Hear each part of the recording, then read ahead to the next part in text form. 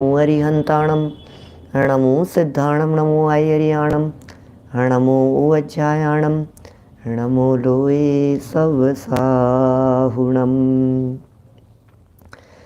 वन्दे तु सर्वसिद्धे ध्रुवमचलमणोवमं गदिं पते वोचामि समय पाहुड मिणमो सुध केवली वणिदम् नमः समय साराय स्वानुभूत्या चकासते चेत स्वभावाय भावाय सर्वभावांतरच्छिदे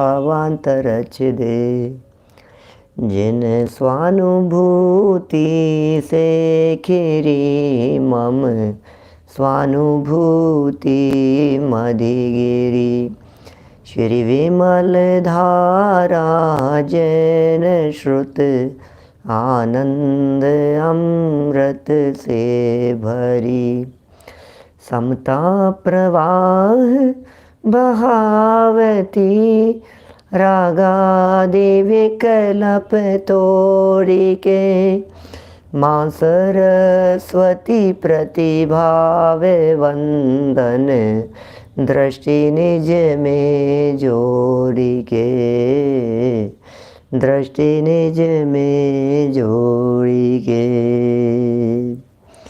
भरत क्षेत्र का महान ग्रंथ यह समय सार जी सामने विराजमान है। भव्य जीवों की पहली पसंद, आत्मार्थियों को रुचने वाला, आत्मार्थियों को पसंद आने वाला ये महान ग्रंथ। कभी कभी जब मुझसे कुछ लोग पूछते हैं कि आपको समय सार क्यों पसंद आता है, मैं उनसे पूछता हूँ आपको वे लोग क्यों पसंद आते हैं जो आपकी प्रशंसा करते हैं। जगत का स्वरूप ही इसी तरह का है, जो हमारी प्रशंसा करे वो हमें कैसे पसंद न आए। ये समय सार हमारी प्रशंसा करने वाला ग्रंथ है। ये आत्मख्याति टीका आत्मा की ख्याति को बतलाने वाली है। इसलिए सच में प्रत्येक आत्मार्थी व्यक्ति को यह अवश्य ही पसंद आता है और आना भी चाहिए। जिसमें मेरी बात हो, जिसमें मेरी चर्चा हो, जिसमें मेरे गीत गाए गए हों, जो मेरे गुणानुवाद करे वो मुझे पसंद नहीं आए, ऐसा तो दुनिया में देखा नहीं जाता है। जो कोई भी व्यक्ति जो हमारी निंदा करे, जो हमारी आलोचना करे, जो हमारी बुराई करे, जो हमारी कमियां निकाले, जो हमारे दोष देखे, वो पसंद नहीं आते हैं। सीधी सी बात है। इसमें क्या है कि भाई साहब ये आपको पसंद क्यों नहीं आते हैं? क्योंकि ये मेरी गलतियां ही गलतियां देखते हैं, इनको मेरे में कमियां ही दिखाई देती है। ये सरेआम मेरी निंदा आलोचना बुराई करते रहते हैं, मैं इनको क्या पसंद करूं इनको। लेकिन समय सार वो ग्रंथ है जो सदा काल हमारी प्रशंसा करता है। समय सार वो ग्रंथ है जो मेरी प्रशंसा किया करता है, जो मेरे गीत गाता है। ये आत्म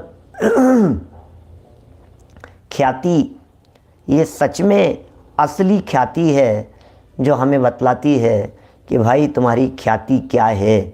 आत्मा को जाने बिना आत्मख्याति होती नहीं, आत्मा को पहचाने बिना आत्मख्याति नहीं होती।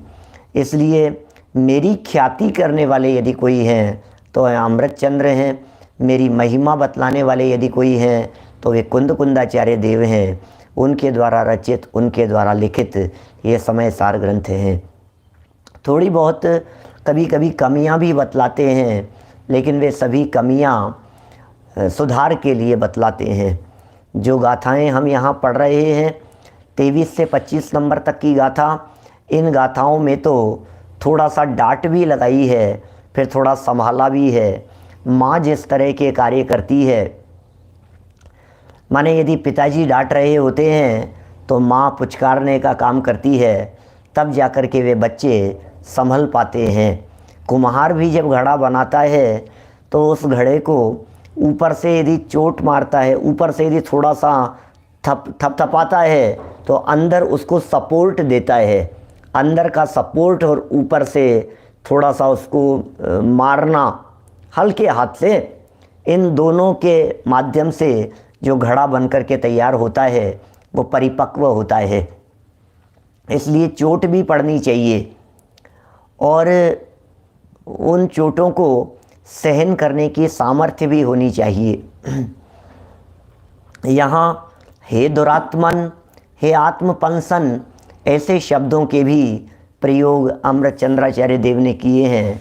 सुन कर के तो एकदम ऐसा लगता है कितने कठोर शब्द हैं, लेकिन सच्चाई यह है कि ये तो हमें संभालने के लिए थे, ये तो हमें परिष्कृत करने के लिए थे। भाई साहब, जो चोट को सह गया वो बन गया, और जो चोट सह नहीं पाया वो बिखर गया। आपको मालूम है,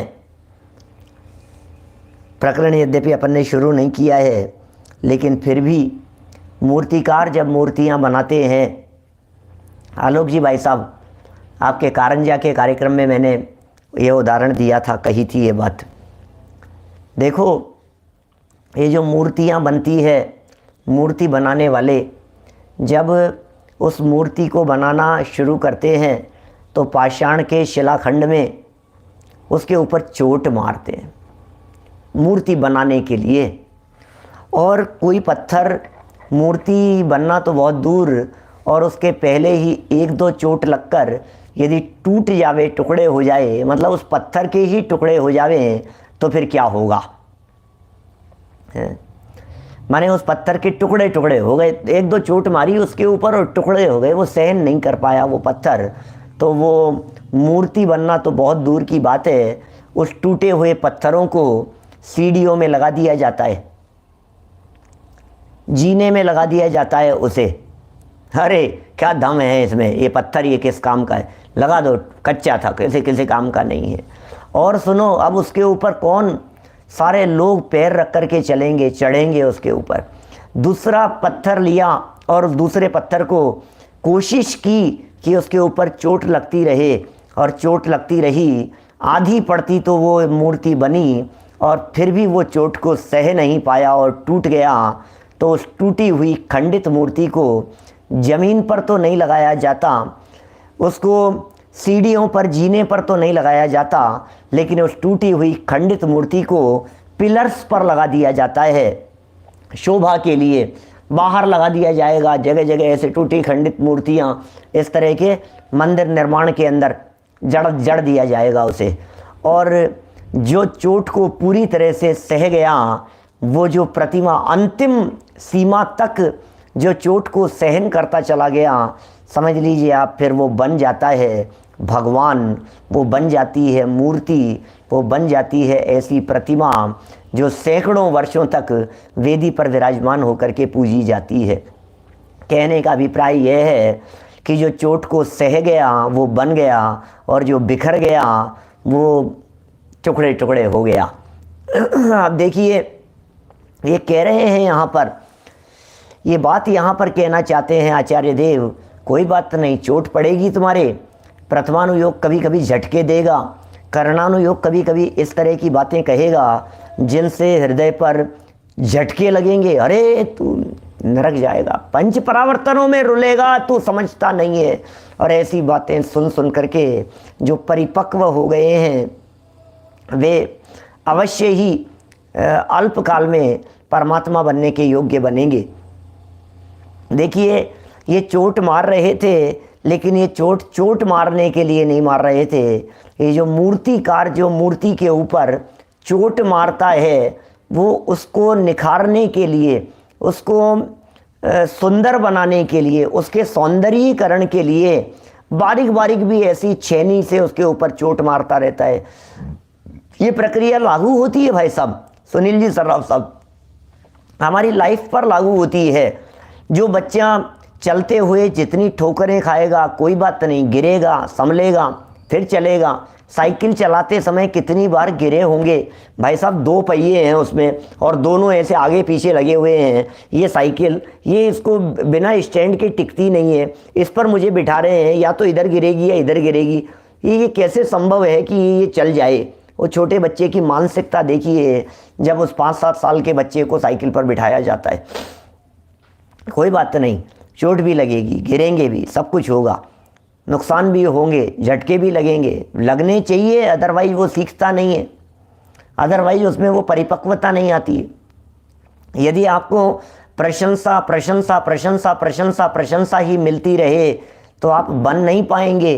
कभी कभी टांग भी खींची जानी चाहिए।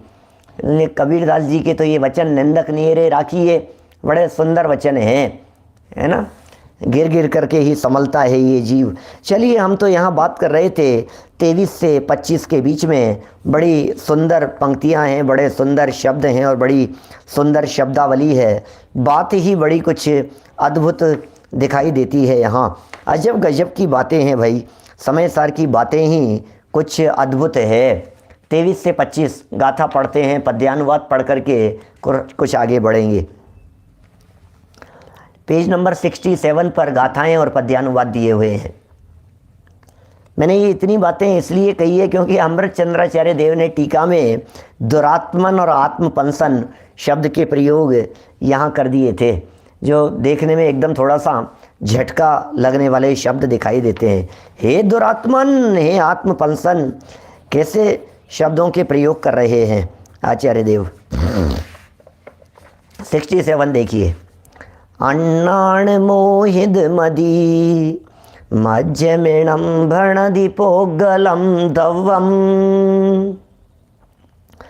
बद्धम बद्धम चतः जीवो बहुभाव संयुक्तो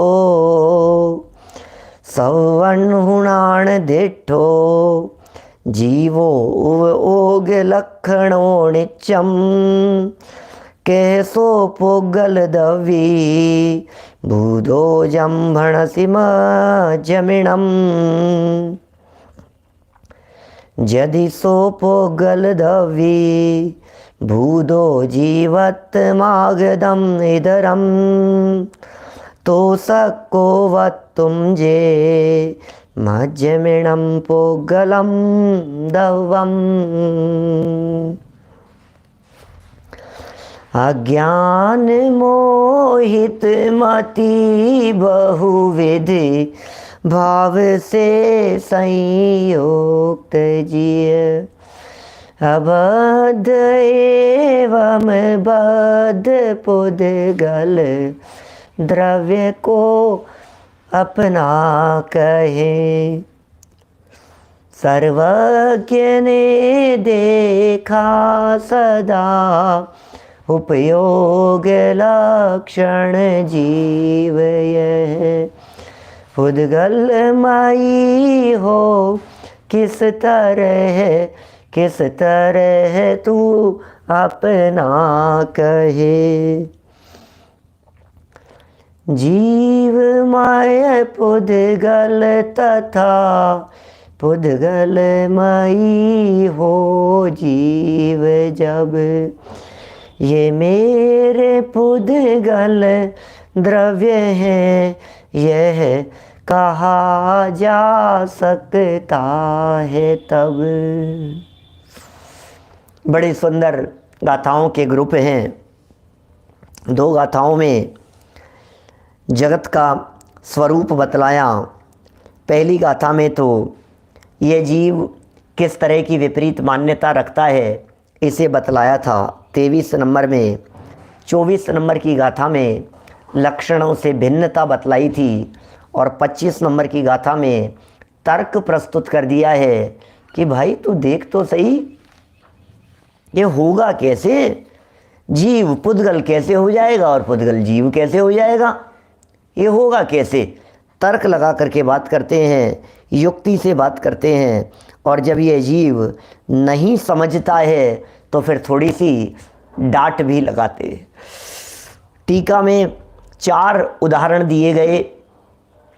सबसे पहला उदाहरण स्फटिक मणि का यहाँ उदाहरण प्रस्तुत किया गया और ये कहा गया, देखिए जिस प्रकार स्फटिक मणि, अरे वो स्फटिक मणि कभी मलिन नहीं होती, मलिन दिखाई देने के काल में भी वो मलिन नहीं है, क्योंकि स्फटिक मणि का जो स्वभाव है वो निरुपाधि स्वभाव है, उपाधि स्वभाव नहीं है।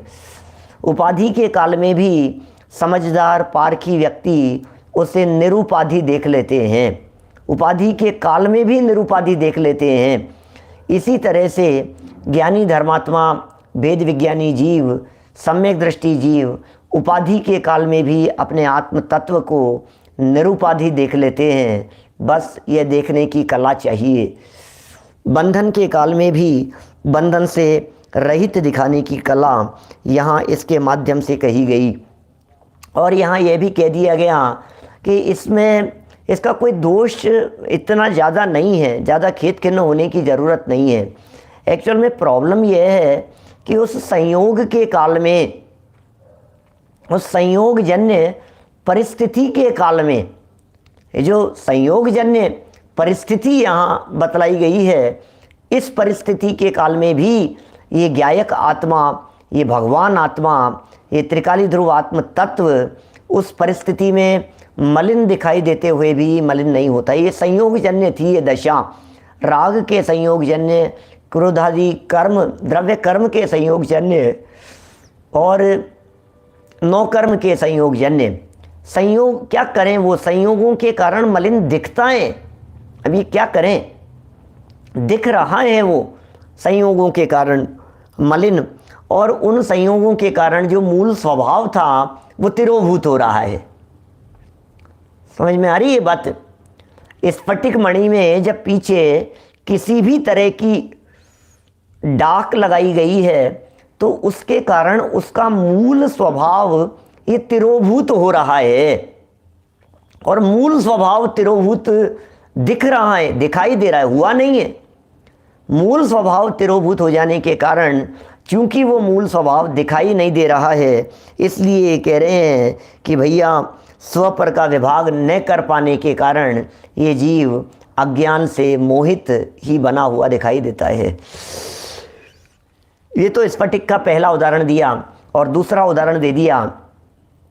क्या करें भाई, भेद नहीं कर पाते हैं। पशु, हाथी जैसे जीव जिस तरह से घास में और मिठास में, घास में और अनाज में, अनाज और घास यदि मिली हुई हो, जिसे चारा कहते हैं, जिसे भूसा कह करके पुकारते हैं, भूसा बोलते हैं ना, गेहूं और गेहूं का चारा भूसा, ये साथ में रखे हुए होने पर भी, क्योंकि इनका जो उत्पत्ति है वो तो साथ में ही होती है, और साथ में ही इसे हाथी यदि उसे खा रहा है तो वो हाथी कैसा महसूस करता है, ये बतलाइए।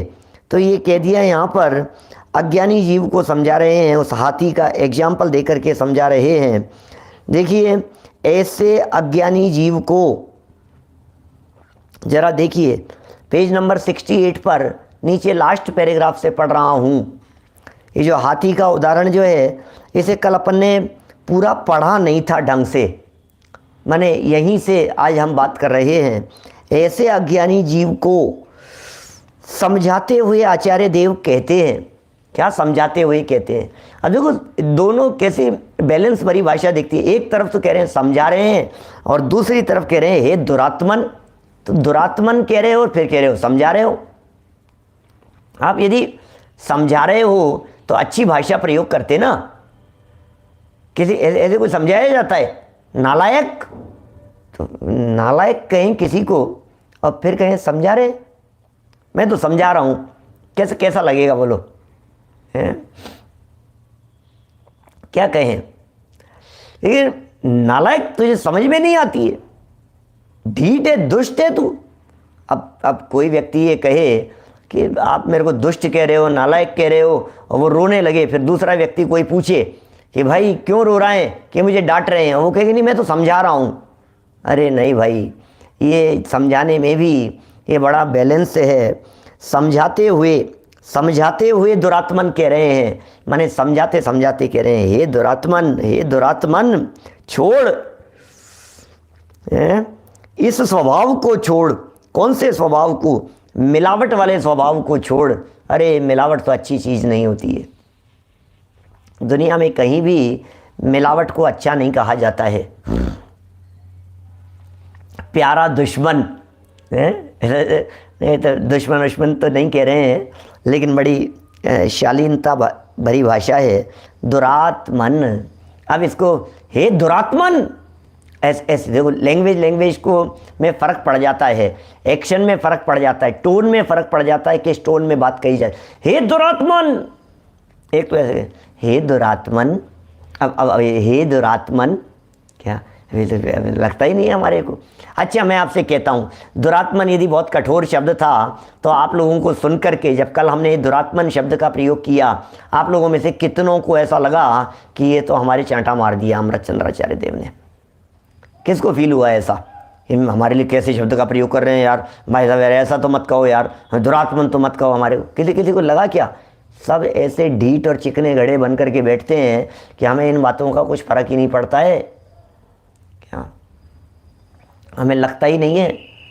मैंने वो हामाधिक व्यवस्था के संदर्भ में जैसा बतलाया था ना भाई साहब, ये तो आपको ये व्यवस्था ही कुछ अलग प्रकार की है, सुनते सुनते इतना अभ्यस्त हो जाता है कि इसको कुछ लगता ही नहीं है क्या? हे दुरात्मन, घास और अनाज को परम अविवेक पूर्वक, विवेक अविवेक, देखो विवेक अविवेक, और कह रहे हैं परम अविवेक पूर्वक एक साथ खाने वाले हाथी के समान। हम कौन है? बोले हाथी बने फिर रहे हो। अरे नहीं, मैं तो मनुष्य गति का जीव हूँ। बोले मनुष्यत्व तो दिखता नहीं है तुम्हारे में। कि नहीं, मैं तो थोड़ा बुद्धिमान व्यक्ति हूँ, हाथी कहाँ मूर्ख और कहाँ मैं समझदार। बोले नहीं, तुम्हारे लक्षण तो हाथियों जैसे दिख रहे हैं। अरे क्या बात कर रहे हो? हमारे लक्षण और हाथियों जैसे? कि हाँ, तुम तो हाथियों जैसे लक्षण दिख रहे हैं तुम्हारे। क्या माने पंडित जी हमें हाथी तो मत कहो, तो क्या कहें बोलो? गधा कहें कि शेर कहें? बचपन में कभी ऐसी बातें क्लास में चलती थी, आपस में बच्चों से आस पड़ोस में पूछ लेते थे, कभी कभी मजाक करते हुए बड़ों से भी पूछ लेते थे, बोलो तुम गधे हो कि शेर हो? सामने वाला क्या कहेगा? गधा क्यों कहेगा अपने आप को? अरे मैं तो शेर हूँ। तो फिर बच्चे मजाक बनाते हुए तुरंत पलट करके कहते हैं कि भैया गधे नहीं हो, शेर हो, लेकिन आखिर रहे तो जानवर ही। लो, जब ये कह दिया आखिर रहे तो जानवर ही, तो फिर एकदम लगता है कि मैंने अपने आप को शेर क्यों कह दिया। तो यहाँ हाथी कह करके पुकार रहे हैं। हाथी जैसी मान्यता है, अरे जानवरों जैसी मान्यता हो रही है। पशुओं में जिस तरह से विवेक बुद्धि नहीं होती, पशु जिस तरह से अलग अलग नहीं करते हैं, अलग अलग नहीं कर पा रहे हैं किसी भी विषय को, भेद विज्ञान उनके अंदर में नहीं दिखाई दे रहा है। हाथी के समान तू स्व और पर को मिलाकर एक देखने के इस स्वभाव को छोड़, हाथी की तरह एक देखने के इस स्वभाव को छोड़, मिलाकर देखने के स्वभाव को छोड़, मिलावटी स्वभाव को छोड़, छोड़ इस स्वभाव को छोड़। ये मिलावटी स्वभाव अच्छा नहीं है, ये अच्छी चीज़ नहीं है। ये संशय, विपर्य और अनध्यवसाय से संपूर्णतः रहित। ओहो, अरे स्वभाव को जब छोड़ेगा, जब तू मिलावट नहीं देखेगा तो तुझे संशय नहीं होगा। संशय मत कर, इसमें संशय मत कर, ये मिलावट है। इसमें ऐसा संशय मत कर कि मैं ही देह हूँ। आगे प्रसन्न होने की बात कही है, प्रसन्नता से अनुभव कर तू। तो भैया क्या उदाहरण दे करके तर्क देंगे, भी बड़ा गजब का तर्क दे रहे हैं। ये कह रहे हैं कि घास अलग है और ये अलग है, गेहूँ अलग है, गेहूँ और घास अलग अलग है।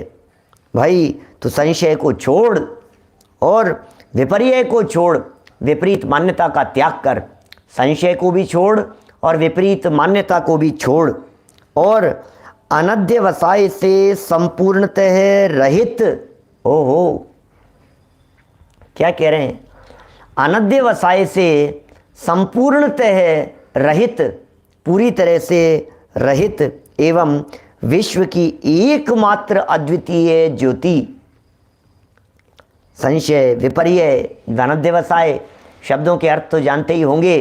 ये है कि ये है ऐसा संशय, और विपर्य उल्टी मान्यता, ये विपरीतता, और अनध्यवसाय अरे हमें क्या लेना देना है यार, आत्मा हो या शरीर हो, जो हो सो हो, हमें क्या करना है। ऐसी जो वृत्ति हुआ करती है उसे अनध्यवसाय कहते हैं। इससे संपूर्णतः रहित एवं विश्व की एकमात्र अद्वितीय ज्योति। कौन है ये विश्व की एकमात्र? ओनली एंड ओनली, क्या वन मैन हूँ मैं पूरे दुनिया में, एक ही पुरुष हूँ मैं, एक ही चेतन हूँ मैं, बाकी तो सब मुझे जड़वत दिखाई देते हैं, अचेतन दिखाई देते हैं। मेरी चेतना स्वयं की, अपने आप की है। एवं विश्व की एकमात्र ज्योति, अद्वितीय ज्योति, जैसे ऐसे सर्वज्ञ के ज्ञान में जाना गया। ओहो, ऐसा जाना गया है, ये सर्वज्ञ भगवान के ज्ञान में जाना गया है। पीछे कहा था ना, सर्वज्ञ ने देखा सदा उपयोग लक्षण जीव यह है। ये सर्वज्ञ भगवान ने देखा है, तो सर्वज्ञ भगवान के द्वारा जाना गया। नित्य उपयोग लक्षण जीव द्रव्य, जब सर्वज्ञ भगवान देख रहे हैं, तीन लोक के नाथ तुझे ये देख रहे हैं कि तू उपयोग लक्षण वाला है, तो पुद्गल कैसे हो गया? जो तू कहता है, अनुभव करता है कि पुद्गल द्रव्य मेरा है, अरे भाई तू पुद्गल कैसे हो गया? ये बता, तू कब से पुद्गल हो गया रे? देखो, जिसके साथ में अपनापन होता है उसके बारे में जगत में यही कहा जाता है कि तुम वो हो गए। अरे तुम भी जयपुर वाले हो गए, अरे तुम भी सोनगढ़ी हो गए, अरे तुम भी टोडरमल वाले हो गए, ऐसे शब्दों के प्रयोग करते हैं। अरे तुम भी तारणपंथी हो गए, अरे तुम भी ऐसे हो गए। कैसे हो गए मतलब? हम ऐसे हो गए मतलब? इसका मतलब ये है, जिसकी मान्यता तारण समाज जैसी हो गई है, उसके बारे में यही कहा जाता है कि तुम तारणपंथी हो गए। जिसकी मान्यता और विचार तेरे पंथियों जैसे होते हैं, उन्हें यही कहा जाता है कि तेरे पंथी हो गए। जिसकी विचार, जिसकी मान्यता पत्नी के अनुसार चलने की हो, वह तू बेटा तो बहू का हो गया। ऐसा है कि नहीं? ऐसा कहा जाता है। तो ये कह रहे हैं जो पुद्गल को अपना माने, तो बोले तू भी पुद्गल का हो गया। क्या कहेंगे बोलो? तू भी पुद्गल का हो गया, यही तो कहेंगे ना। जो पुद्गल के साथ में अपनापन करे, जो पुद्गल के साथ में तन्मय हो, उसके लिए यही तो कहा जाएगा, अरे भाई तू तो पुद्गल का हो गया। यार तू भी पुद्गल का हो गया क्या? तू भी उनका हो गया क्या? तू भी उनका हो गया क्या? बारिल जी का हो गया क्या? तू भी इनका महाराज का हो गया क्या? तू भी बीसपंथी हो गया क्या? तू तो ऐसा नहीं था। मतलब इस तरह की बातें, माने बहुत प्रैक्टिकल है ये बात। क्या कुछ भी कहो, कौन किसका हो गया भाई साहब, ये बातें बिल्कुल बराबर नहीं है। कौन किसका हो गया, ये बातें सच्ची नहीं है। कौन किसका होता है भाई साहब? एक की वस्तु दूसरी होती नहीं है, एक वस्तु की दूसरी वस्तु होती नहीं है, लेकिन लगता ऐसा ही है कि हो गया। कह रहे हैं तू पुद्गल हो गया। अब आगे तर्क देंगे ये, चूंकि तू कभी पुद्गल होता नहीं, इसलिए पुद्गल तेरा हो सकता नहीं। क्या कहा? चूंकि तू पुद्गल कभी होता नहीं, चूंकि तू कभी पुद्गल होता नहीं, इसलिए पुद्गल द्रव्य तेरा हो ही नहीं सकता। क्या? यहां तो भैया किसी पंथ की बात नहीं है, यहां किसी पंथ की चर्चा नहीं है। यहां जो बात की जाती है वो बात तो सच्ची बात की जाती है, खरी बात की जाती है भैया। जरा देखिए तीसरे उदाहरण की तरफ, तर्क से, युक्ति से इस बात को समझाएंगे कि तुम जो ये मिलावट समझ रहे हो और तुम जो ये कह रहे हो कि नहीं मेरे को कोई भ्रम नहीं है, मीठी है दाल, जरा खा करके देखो, तुम देखो तो सही है, ऐसा ही है। तो नमक और नमक के पानी का एग्जाम्पल दे करके समझा रहे हैं। 69 नंबर पेज पर देखिए आप।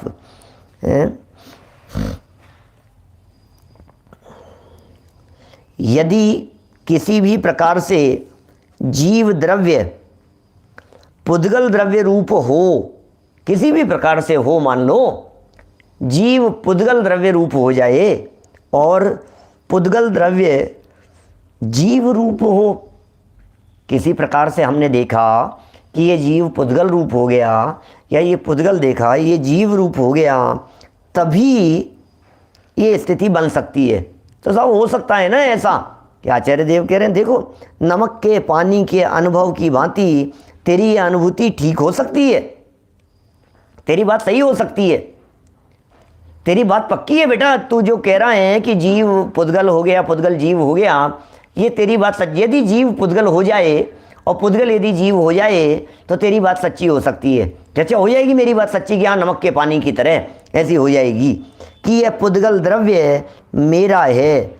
किंतु लो, यदि ऐसा हो जाए तो हम मान लेंगे, यदि तेरे में थोड़ा बहुत भी जड़त्वपना आ जाए या जड़ में थोड़ा बहुत भी चेतनत्वपना आ जावे तो हम इस बात को मान लेंगे, हम इस बात को स्वीकार कर लेंगे कि ये पुद्गल द्रव्य तुम्हारा है, मान लेंगे, हो जाएगा पुद्गल द्रव्य तुम्हारा। किंतु ऐसा तो किसी भी प्रकार से बनता नहीं है। ओह, ऐसा तो किसी भी प्रकार से बनता ही नहीं है, ऐसा तो हो ही नहीं सकता है कि साहब ये नमक के पानी की तरह कह करके क्या कहना चाहते हैं कि नमक जिस तरह से पिघल जाता है विशेष प्रकार की मौसम और वातावरण में, बरसात का समय हो, ऐसा कोई मौसम इस तरह का हो तो हम वो नमक की डली भी पिघल जाती है, पानी छोड़ देती है। लेकिन वो जो पानी है वो पानी नहीं है, वो पानी जम करके नमक हो जाता है, नमक पिघल करके पानी रूप हो जाता है, ऐसा देखा जाता है। क्या समझ में आ रही है बात? ऐसा देखा जाता है भाई साहब। नमक भी बनता है, ये नमक कैसे बनता है? समुद्री नमक किस तरह से बनता है बतलाइए। समुद्र के पानी से ही, तो वो पानी ही तो एक विशेष प्रक्रिया के तहत उसको एकत्रित करके जब वो सूख जाता है, जब वो जम जाता है तो वो नमक बन जाता है, समुद्री नमक। और क्या है? नमक के कैसे बन गया वो कि वो सूख करके वो नमक हो गया है। और क्या है? उसको विशेष प्रक्रिया से उसको लाया जाता है और उसको पानी को विशेष प्रक्रिया से उसे जो भी उसकी प्रोसेस जैसी भी होती होगी, लेकिन वो पानी ही तो है नमक। इसलिए बहुत सारे लोग नमक का सेवन रात्रि में करते हैं, यह कह करके कि नमक तो पानी ही है, नमक का सेवन किया जा सकता है रात्रि में। नमक लगी हुई मूंगफली खाई जा सकती है रात्रि में, ये तो कोई दिक्कत नहीं है, इसमें अन्न थोड़ी न है। लेकिन हमने तो हमारे बचपन से, हमारे दादी जी वगैरह से यही देखा और सुना है कि नहीं बेटा, नमक की चीज़ तो अन्न होती है, उसका सेवन नहीं किया जाता रात्रि में। बचपन की बात कहता हूँ, जब कभी ना समझी में हम अन्न नहीं खाते थे और बिना अन्न की चीज़ को खा लेते थे, तब की बात कहता हूँ। बहुत पुरानी बात है, 80 के दशक की बात कह रहा हूँ मैं। तो अभी जो बात हम कह रहे हैं तो बिल्कुल, क्योंकि वो नमक जो है वो अन्न के साथ में प्रयोग किया जाता है। बहुत सारे लोग उसे पानी पानी कह करके उसका सेवन कर लेते हैं, तो ठीक नहीं है ये, है ना। ये बात यहाँ कह रहे हैं, नमक का पानी हो जाता है, पानी का नमक हो जाता है। इसी तरह से जीव का पुद्गल हो जाए, पुद्गल का जीव हो जाए, क्या प्रॉब्लम है? जीव का पुद्गल हो जाएगा, पुद्गल का जीव हो जाएगा, तो हम कह देंगे कि भाई ये हो गया। ये जैसे नमक का पानी कह दिया, तो नमक का पानी कब कहा? जब नमक पानी रूप हो गया तो नमक का पानी कह दिया। क्या? जब नमक स्वयं पानी रूप हो गया तो नमक का पानी कह दिया। तो जीव स्वयं पुद्गल रूप हो तो जीव का पुद्गल ऐसा कह देंगे हम, क्या दिक्कत है? किंतु कह करके कह दिया, किंतु ऐसा तो होता नहीं है ना। राजस्थान में सांभर झील है, सांभर बनता है वहाँ सांभर का नमक। देखिए आगे लिख रहे हैं, अब इसी बात को और अधिक स्पष्ट करते हैं, और अधिक स्पष्ट करते हैं इसी बात को। जरा ध्यान से देखिए, जरा ध्यान से सुनिए।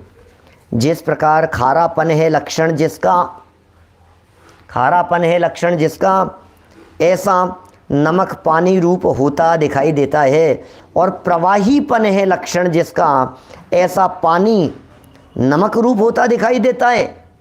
आपने देखा होगा क्या, पारखी लोग बराबर इन चीज़ों को देख लेते हैं, जानते हैं। कई बार कई ऐसी जगहों पर घूमने फिरने के लिए भी जाते हैं तो देख लेते हैं नमक को पानी होते हुए, पानी को नमक होते हुए, है ना। लेकिन नमक भले ही पानी रूप हो जाए, लेकिन फिर भी रात्रि में तो कुछ भी सेवन करने योग्य नहीं है। सुनील जी सर्राफ साहब, माने अन्न की चीज़ हो चाहे बिना अन्न की चीज़ हो, रात्रि में सेवन करने योग्य तो कुछ भी नहीं है।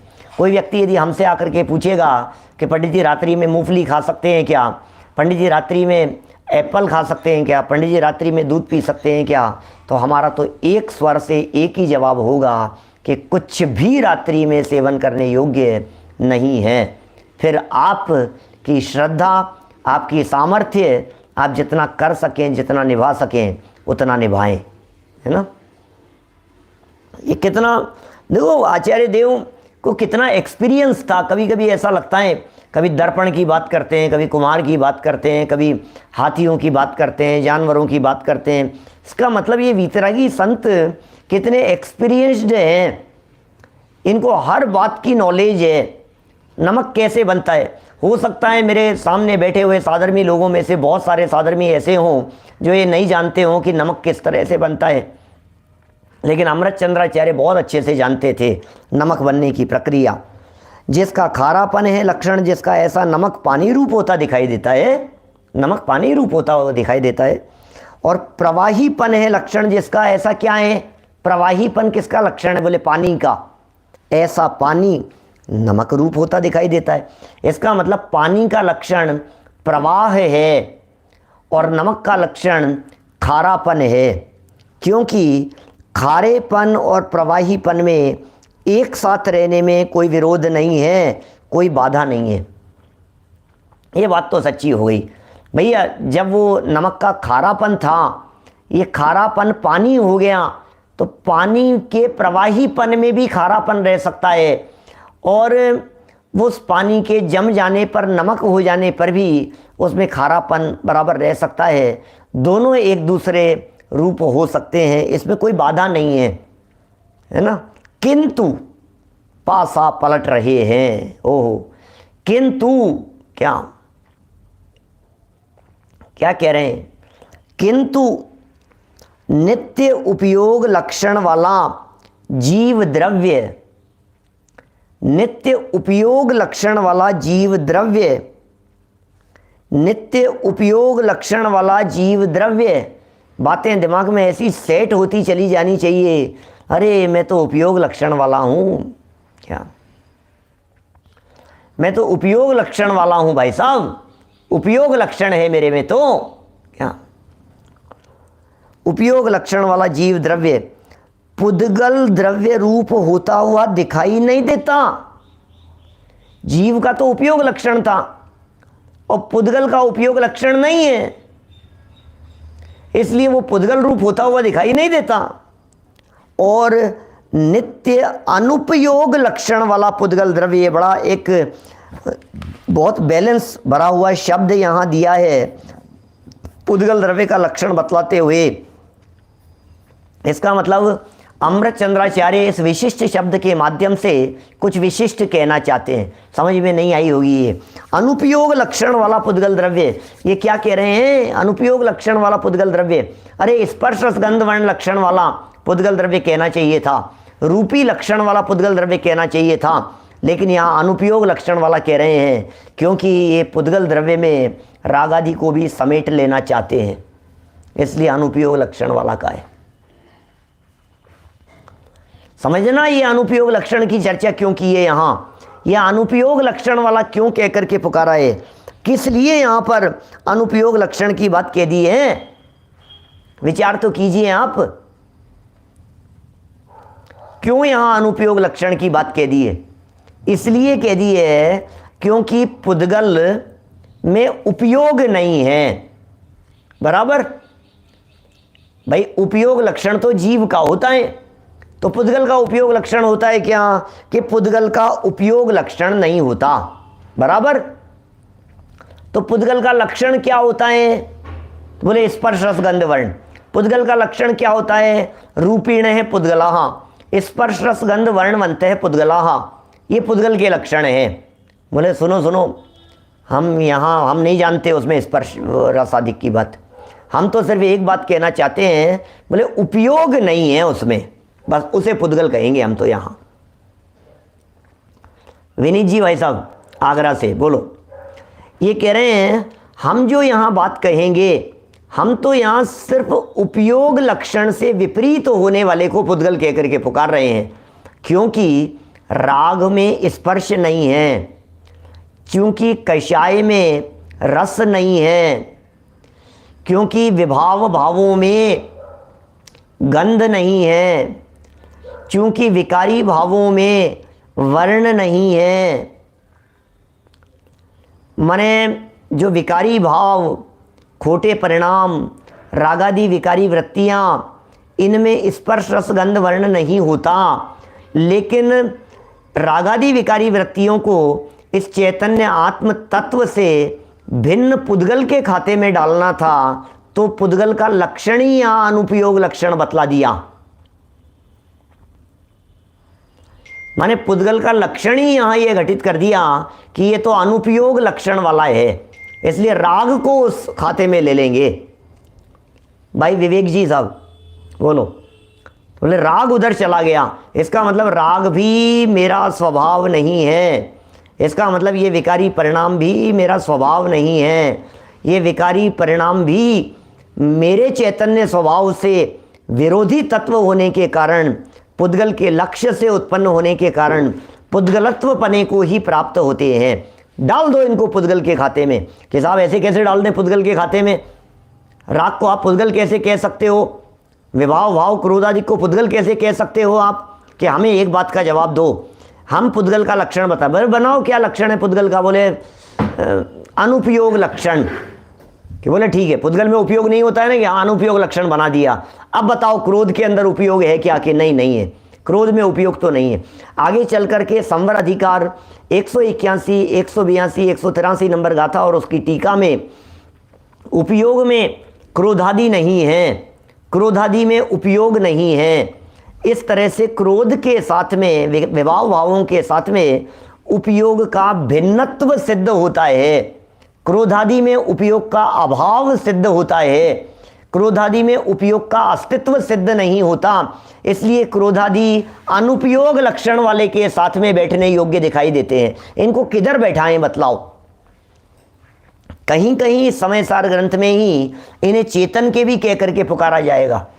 इसी समय सार ग्रंथ में कहीं कहीं रागादिक को जीव के कह करके भी पुकारा जाएगा।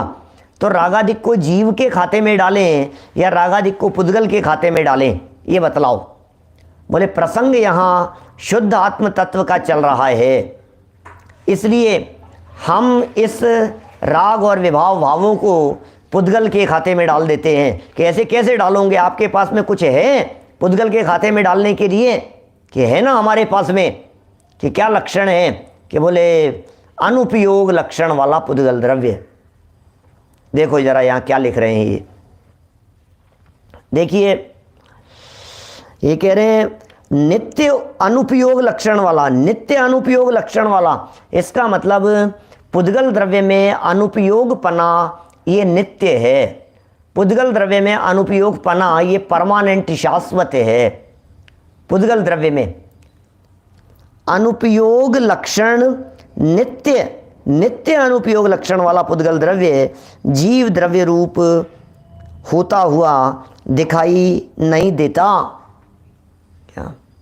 ठीक है, बात तो समझ में आ गई। अब ये कह रहे हैं क्योंकि, चौथा उदाहरण देखिए, टीका का चौथा दृष्टांत है ये। पहला दृष्टांत स्फटिक का दिया, दूसरा दृष्टांत हाथी का दिया, तीसरा दृष्टांत नमक का दिया और चौथा दृष्टांत यहाँ प्रकाश अंधकार का दे रहे हैं। क्योंकि प्रकाश और अंधकार की भांति उपयोग और अनुपयोग का एक ही साथ रहने में विरोध है। नमक का द्रवीभूत होकर, नमक का लिक्विड होकर, नमक का, नमक की डली का प्रवाहीपन होकर पानी रूप हो जाने में तो विरोध नहीं है, और उस पानी रूप प्रवाहमान का जमकर नमक रूप हो जाने में भी विरोध नहीं है। क्या? उसमें तो कोई विरोध नहीं है, ये तो हो जाता है। लेकिन जीव कभी पुद्गल नहीं होता और पुद्गल कभी जीव नहीं होता। कि साहब जब नमक पानी और पानी नमक हो सकता है तो जीव पुद्गल और पुद्गल जीव भी हो सकता होगा? बोले नहीं, दोनों के लक्षणों में प्रकाश और अंधकार जैसा विरोध है। अंधकार और प्रकाश जैसा। प्रकाश होने पर जिस तरह से अंधकार का अस्तित्व संभव नहीं है, अंधकार हो जाने पर प्रकाश का अस्तित्व संभव नहीं है। सह अवस्थान विरोध कहते हैं इसे न्याय की भाषा में।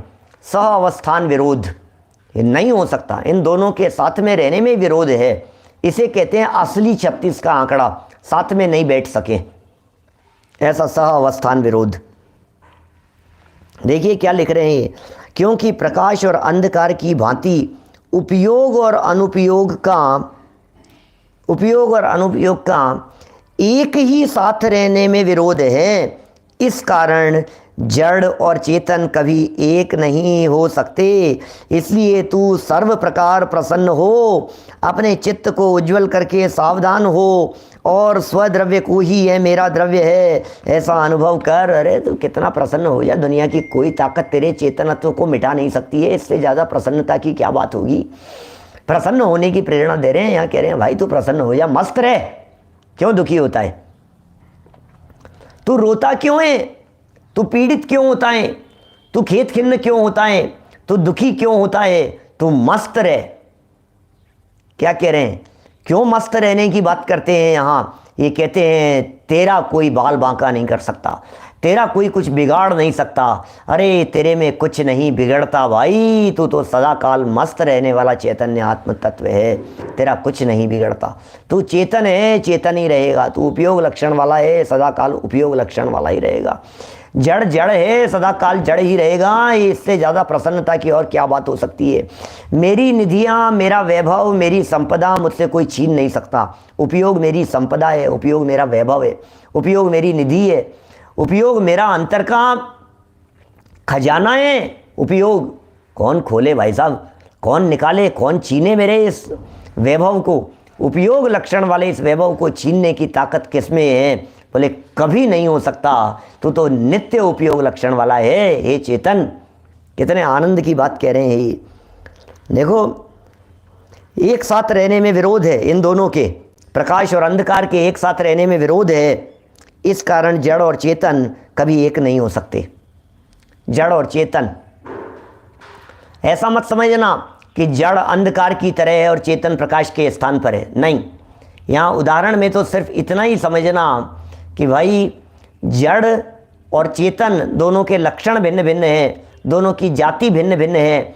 इसलिए दोनों का एक दूसरे में परिवर्तित हो जाना असंभव जिस तरह से है, वैसे जड़ का चेतन में बदल जाना और चेतन का जड़ में बदल जाना यह भी असंभव है। यहाँ कठिन नहीं कह रहे, यहाँ दुर्लभ नहीं कह रहे, यहाँ तो कह रहे हैं असंभव है। आप सोचिए इतनी जो बात यहाँ आज कही गई है, इस बात में जो गंभीरता है, जो गहराई है, उस बात को समझने की चेष्टा करना। इसलिए कहकर ये क्या कह रहे हैं, तू सर्व प्रकार प्रसन्न हो, सर्व प्रकार से। भाई किसी भी प्रकार से अप्रसन्नता का कुछ कारण नहीं है। तू सर्व प्रकार से प्रसन्न हो, सर्व प्रकार से प्रसन्न हो, सर्व प्रकार से, द्रव्य से, क्षेत्र से, काल से, भाव से, परिस्थितियों से, हर तरह से प्रसन्न हो जा। सब प्रकार से प्रसन्न हो, अपने चित्त को उज्जवल करके सावधान हो। चित्त को उज्जवल करो, चित्त को उज्जवल।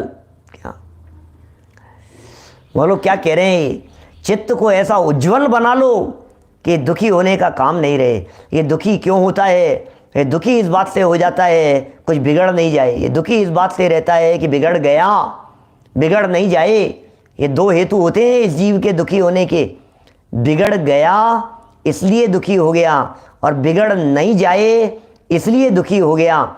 ये कहते हैं भाई न तो ये बिगड़ा है और न बिगड़ सकता है, न ये कभी जड़ हुआ है और न कभी जड़ हो सकता है। इसलिए कितनी सुंदर बात यहाँ आ गई है।